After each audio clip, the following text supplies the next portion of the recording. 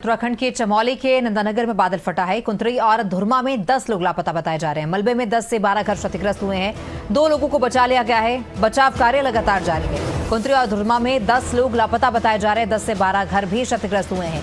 बता दें कि उत्तराखंड में एक बार फिर से बादल फटा है। चमोली में बादल फटने की वजह से वहां पर भीषण तबाही मची है। 10 से 12 घर इसकी चपेट में आ गए। 10 से 12 घर क्षतिग्रस्त हो गए हैं। 10 लोग लापता बताए जा रहे हैं। नंदानगर में बादल फटा है। कुंतरी और धुरमा में 10 लोग लापता हैं। हालांकि 2 लोगों को बचा लिया गया है। रेस्क्यू ऑपरेशन लगातार जारी है। राहत बचाव युद्ध स्तर पर जारी है।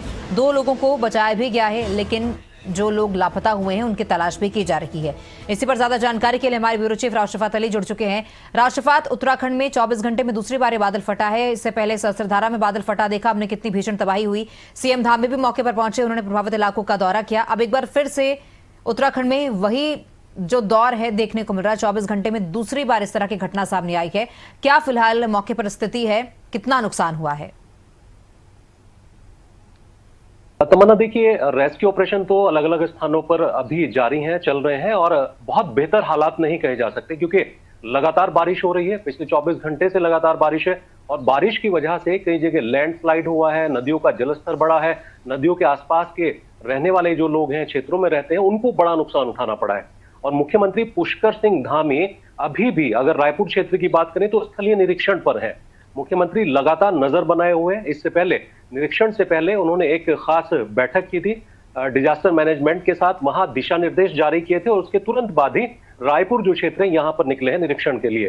तो नजर बनाए हुए हैं मुख्यमंत्री भी, तमाम जो स्थानीय प्रशासन है वो भी मौजूद है। लेकिन आज सुबह एक और घटना हुई है चमोली में, जो नंदानगर क्षेत्र है उसके पास कुंतरी क्षेत्र है, धर्मा क्षेत्र है। तो ये वो इलाके हैं जहां बड़ा नुकसान आज सुबह है। करीब 3 बजे के करीब क्लाउड बर्स्ट हुआ, बादल फटा, तेज जो पानी की रफ्तार थी, मलबे के साथ जो मकान है उनको नुकसान हुआ है। और अलग अलग क्षेत्रों की अगर बात करें तो 15 से ज्यादा लोग, तमन्ना, अभी लापता हैं। लेकिन 2 जो बॉडी हैं वो बरामद की गई हैं। मलबे के नीचे दबी थी, एक महिला की और एक बच्ची की जो बॉडी है नंदानगर में। ये अभी रेस्क्यू जो ऑपरेशन है वो चल रहा है, तो 2 बॉडी अभी बरामद हुई है। तो शिविर लगाए गए हैं, स्वास्थ्य सुविधाओं की कोई कमी ना हो और तमाम जो खाद्यान्न व्यवस्थाएं हैं उसकी कोई कमी ना हो। ये ड्रॉप किया जा रहा है अलग अलग क्षेत्रों में खाद्यान्न सामग्री को, क्योंकि तमन्ना, बारिश की वजह से जो मार्ग है, मुख्य मार्ग है, लिंक मार्ग है, पुल है, वो क्षतिग्रस्त हो गए हैं। तो आवागमन बहुत सारे ऐसे क्षेत्र है जहां रुका हुआ है। तो उन इलाकों में एयर ड्रॉप के जरिए जो खाद्यान्न सामग्री है वो पहुंचाई जा रही है। इसके साथ ही रेस्क्यू ऑपरेशन में एनडीआरएफ, एसडीआरएफ, लोकल प्रशासन की जो टीम है, पुलिस की टीम है, वो जुटी हुई है। तो सबसे पहली प्राथमिकता यही है। मुख्यमंत्री ने अभी क्योंकि बैठक की है, जो डिजास्टर मैनेजमेंट है उनके अधिकारियों को दिशा निर्देश दिए कि सबसे पहली प्राथमिकता रेस्क्यू ऑपरेशन की है और ये सुनिश्चित किया जाए कि उन इलाकों में, उन क्षेत्रों में किसी तरह की कोई खाद्यान्न सामग्री की दिक्कतें ना हो, स्वास्थ्य संबंधित कोई दिक्कतें ना हो। जो शिविर है उनकी संख्या को बढ़ाया जाए, तो नजर रखी जाए। तो ये तमाम परेशानियों का सामना इस वक्त उत्तराखंड के जनमानस को करना पड़ रहा है। मानव हानि बहुत ज्यादा हुई है, आर्थिक नुकसान बहुत हुआ है, मकान मलबों में दबे। करीब 15 से 20 मकान नंदानगर में ही वहां मलबे में दबे हैं। इसके साथ ही जो गौशाला है वो दबी है। जो दूसरा इलाका है कुंतरी, वहां पर यह नुकसान हुआ है। तो अलग अलग क्षेत्रों में उत्तराखंड के इस वक्त भयावह तस्वीरें सामने आ रही हैं। स्थानीय प्रशासन ये तय करता है कि जल्द से जल्द रेस्क्यू ऑपरेशन चलाया जाए और जो स्थानीय लोग हैं उनको कोई परेशानी ना हो। कुछ जो पुल टूटे हैं उनकी वजह से आवागमन में दिक्कत हो रही है। अगर मसूरी देहरादून की बात करते हैं तमन्ना, तो यहाँ का एक जो मुख्य आवागमन मार्ग है वो क्षतिग्रस्त हुआ था, उस पर रात भर काम चलता रहा। तो उम्मीद है कि आज ये जो रास्ता है दुरुस्त हो जाएगा।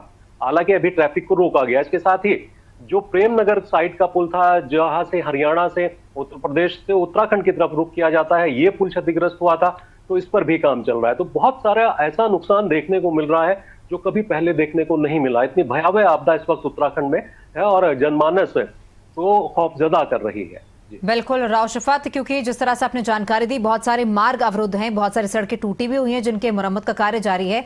लेकिन मौसम इस समय एक बड़ी चुनौती है, जिस वजह से काफी सारी दिक्कतों का सामना भी प्रशासन को करना पड़ रहा है। तो मौसम को लेकर क्या ज्यादा जानकारी है? किस तरह का मौसम अगले आने वाले दिनों में देखने को मिलेगा? क्या कोई राहत की खबर है मौसम को लेकर?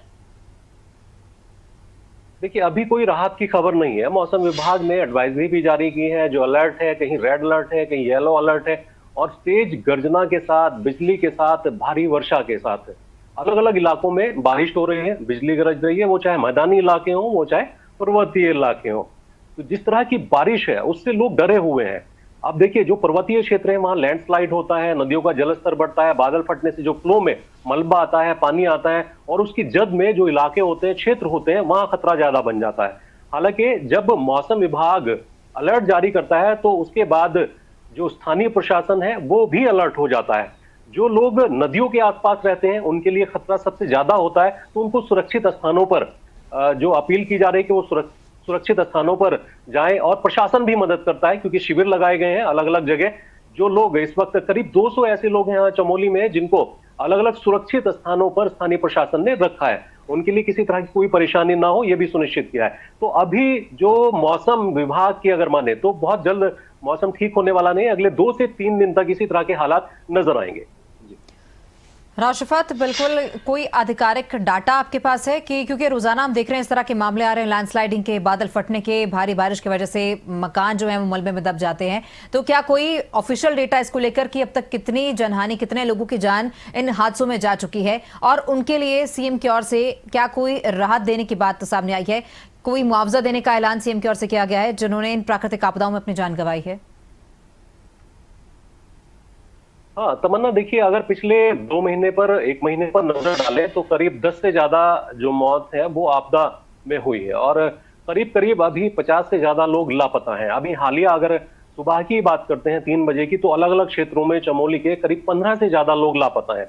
2 बॉडी बरामद हुई है। पिछले 2 दिनों की अगर बात करें, पिछले 2 दिनों पर नजर डालें तो 4 बॉडी बरामद हुई थी, तो अलग अलग स्थानों पर उत्तराखंड के। तो अभी डाटा इसी तरह का है और क्योंकि आकलन के लिए केंद्र सरकार की टीम भी पहुंची थी और जो अलग अलग क्षेत्रों में आपदा आई थी उसका आकलन किया गया था। राज्य सरकार ने 5,700 करोड़ रुपए की मदद के लिए केंद्र सरकार को लिखा था, भेजा था और केंद्र सरकार ने मदद भी की है।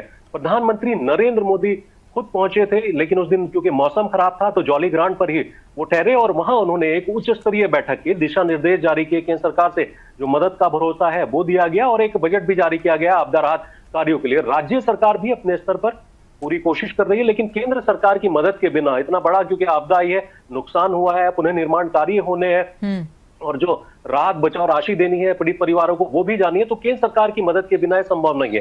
तो केंद्र सरकार लगातार मदद कर रही है। प्रधानमंत्री नरेंद्र मोदी लगातार मुख्यमंत्री से जानकारी लेते हैं कि किस तरह के राहत बचाव कार्य चल रहे हैं और मुख्यमंत्री पुष्कर सिंह धामी तमाम जितनी भी घटनाएं हो रही उनकी जानकारी गृह मंत्री और प्रधानमंत्री को भी दे रहे हैं। लेकिन अभी हालात बिल्कुल, क्योंकि जिस तरह से प्राकृतिक आपदा का सिलसिला भी जारी है, बार बार हम देख रहे हैं लैंडस्लाइडिंग की जो तस्वीरें हैं वो भी सामने आ रही हैं, तो क्या जो ज्यादा सेंसिटिव एरियाज हैं वहां के लोगों के लिए कोई खास एडवाइजरी, खास कोई गाइडलाइंस जारी की गई है या फिर उन लोगों को कहीं शिफ्ट करने को कहा गया हो? क्या उन लोगों के लिए कोई इस तरह की सुविधा है, कोई कैंप्स लगाए गए हों जहां पर वो लोग ठीक से रह सके, क्योंकि जहां पर जो खतरा लगातार मंडरा रहा है, तो उसको देखते हुए क्या इस तरह का कोई फैसला लिया गया है अभी तक? तमन्ना, देखिए जो संवेदनशील और अति संवेदनशील पॉइंट है वहां पर तो देखिए शिविर भी लगाए गए हैं, व्यवस्थाएं भी की गई हैं, लेकिन क्योंकि बारिश जब आती है, बहुत तेज अतिवृष्टि होती है, तो मौसम विभाग की ओर से उन इलाकों को पहले चिन्हित कर लिया जाता है, एडवाइजरी जारी कर दी जाती है। अभी हालिया अगर बात करें तो हरिद्वार क्षेत्र के बहुत सारे इलाके हैं, ज्वालापुर है, दूसरे इलाके हैं, इधर पर्वतीय इलाके जो है, यहाँ पर क्योंकि बारिश ज्यादा होगी तो वहां पर स्थानीय प्रशासन अलर्ट हो जाता है। वहां शिविर ऑलरेडी पहले से लगे हुए हैं। कुछ इलाकों में जो बहुत अति संवेदनशील है, जहां लैंडस्लाइड जोन ज्यादा है, जहां नदियों के आसपास रिहायशी इलाके ज्यादा है, आबादी के क्षेत्र जहां ज्यादा है, तो उन लोगों को सुरक्षित स्थानों पर ले जाया जा रहा है और खाद्यान्न सामग्री भरपूर मात्रा में हो, क्योंकि जैसा मैंने बताया कि मार्ग टूट गए हैं, तो ऐसे में रेस्क्यू ऑपरेशन करने में दिक्कतें आती हैं। रेस्क्यू ऑपरेशन करने में बहुत परेशानियों का सामना करना पड़ता है। जो रेस्क्यू टीम है वो उन इलाकों तक बहुत समय लगाती है पहुंचने में, क्योंकि रास्ते टूट चुके होते हैं। तो ये तमाम जितनी भी दिक्कतें इस वक्त उत्तराखंड में देखने को मिल रही हैं, लेकिन